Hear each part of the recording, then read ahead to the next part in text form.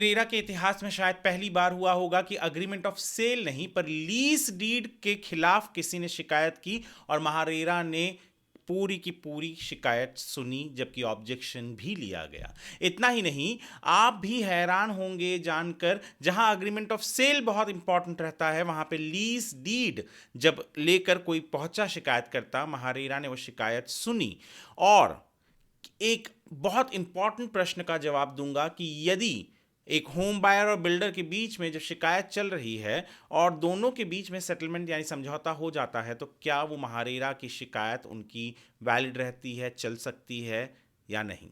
सब चीज़ का जवाब दूंगा इस वीडियो में, तो बने रहिए हमारे साथ वीडियो के अंत तक। नमस्कार, मैं हूं वरुण सिंह और आप देख रहे हैं स्क्वायर फीट इंडिया।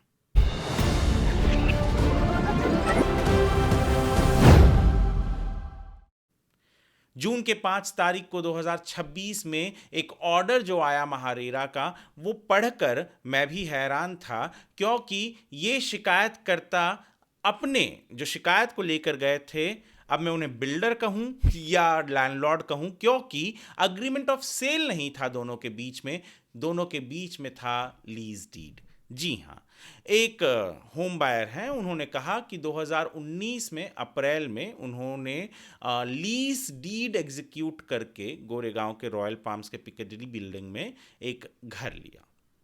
अब नवंबर में ही उसी साल 2019 में उन्होंने बिल्डर के खिलाफ शिकायत दायर कर दी महारेरा में, डेफिशिएंसी के लिए, और बहुत सारे इश्यूज हो रहे थे वहाँ उन सब चीज़ों के लिए।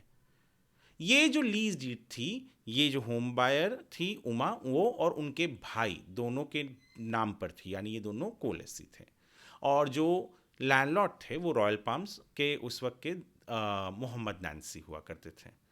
अब 2019 में इन्होंने शिकायत की, कुछ ही हफ्तों में 26 नवंबर 2019 में ही सेटलमेंट हो गया और कुछ पैसे दिए ये जो लेसी थी उनको, जो शिकायतकर्ता थी उनको।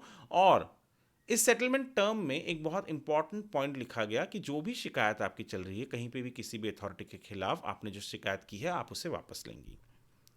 पर एक केस 2021 में उन्होंने महारेरा में उनके जो उमा नाम जो इनका जो कंप्लेनेंट थी उनके फेवर में आ गया।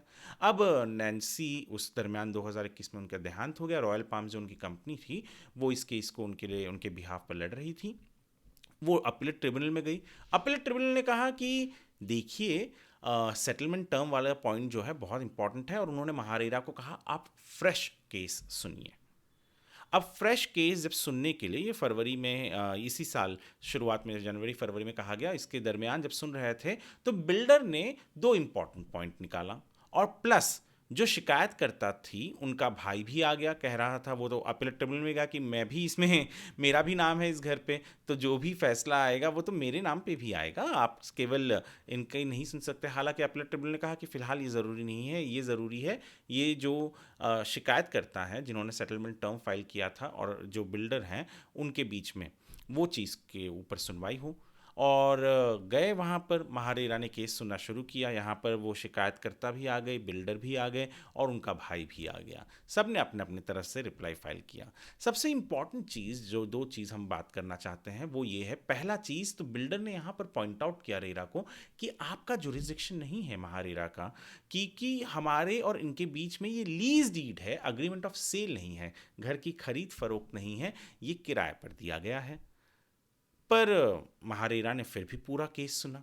और दूसरा चीज़, महारेरा ने, हालांकि महारेरा ने जो बिल्डर थे उनके ही हक में फैसला दिया और ये कहा कि ये जो सेटलमेंट हुआ था 2019 में, उसमें क्लियरली लिखा गया था कि जो पैसे आप ले रहे हैं फुल एंड फाइनल सेटलमेंट, उसके बदले ये है कि आप किसी भी तरीके से अब बिल्डर के खिलाफ किसी भी अथॉरिटी में यानी महारेरा में भी आप शिकायत नहीं करेंगे, तो आपके केस को हम डिसमिस करते हैं। और आपने जो सवाल उठाए हैं कि ये डेफिशिएंसीज के बारे में, कि ये प्रॉब्लम है वो प्रॉब्लम है, यहाँ पर टैंक में सफाई नहीं होती, पानी से प्रॉब्लम हो रहा है, ओसी आ चुकी थी 2022 तक जब तक ये केस चल रहा था, उन्होंने ओसी को लेकर भी सवाल उठाया था। पर ये सारी चीज़ों को यहाँ पर इस वक्त नहीं सुन सकते, उसके लिए ये समरी फाइल जो है, समरी केस जो है ये नहीं होगा, इसके लिए एक अलग चाहिए। पर फिलहाल आपके केस को हम डिसमिस करते हैं, महारेरा ने कहा, और बिल्डर की एक हिसाब से जीत हुई। पर जो दो इंपॉर्टेंट पॉइंट मैंने आपको पहले ही कहा था जिसका जवाब हम देंगे, महारेरा ने लीज डीड सुनी है, एग्रीमेंट फॉर सेल नहीं, हमेशा कहती है एग्रीमेंट ऑफ सेल सुनेंगे। अब लीज डीड कैसे सुनी? लीज में तो होम बायर है नहीं और बिल्डर नहीं होता, लीज डीड में लैंडलॉर्ड और टेनेंट होते हैं, तो वो कैसे सुना? ये भी एक बहुत बड़ा सवाल है। और या तो और कोई जवाब एक्सप्लेन नहीं किया है बिल्डर ने। जब वो पॉइंट उठाया लीज डीड को लेकर, मैंने पूरा वो 16 पेज का ऑर्डर पढ़ा, वहाँ कहीं एक्सप्लेन नहीं किया कि क्यों सुना उससे। पर दूसरी चीज़ ये ज़रूर कहा कि जब आप शिकायत कर चुके हैं और उस बीच में आपकी सेटलमेंट हो गई है, तो आपको उस सेटलमेंट के कोर्ट पर टिकना है। आप ऐसा नहीं कर सकते कि सेटलमेंट के विरोध में जाकर कुछ करें।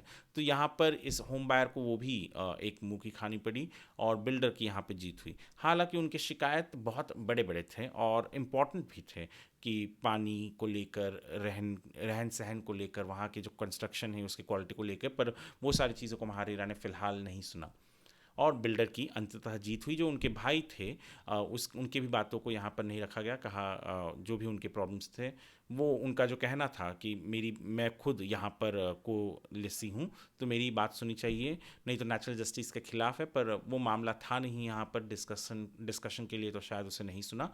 पर बहुत इंपॉर्टेंट ऑर्डर है, इसको लेकर एक आर्टिकल हमने हमारे squarefeetindia.com वेबसाइट पर लिखा हुआ है, आप ज़रूर पढ़िएगा ताकि आपको समझ में आ सके ये छोटी छोटी चीज़ें कैसे इंपॉर्टेंट हो जाती हैं। वीडियो यदि आप हमारे स्क्वायर फिट इंडिया के यूट्यूब चैनल पर देख रहे हैं तो हमारे चैनल को सब्सक्राइब करें, फेसबुक पर देख रहे हैं तो फॉलो करें, वीडियो को लाइक करें, सेव करें और शेयर करें ताकि लोगों को पता चल सके कि महारेरा अब लीज डीड भी सुन रही है, के केसेस भी सुन रही हैं।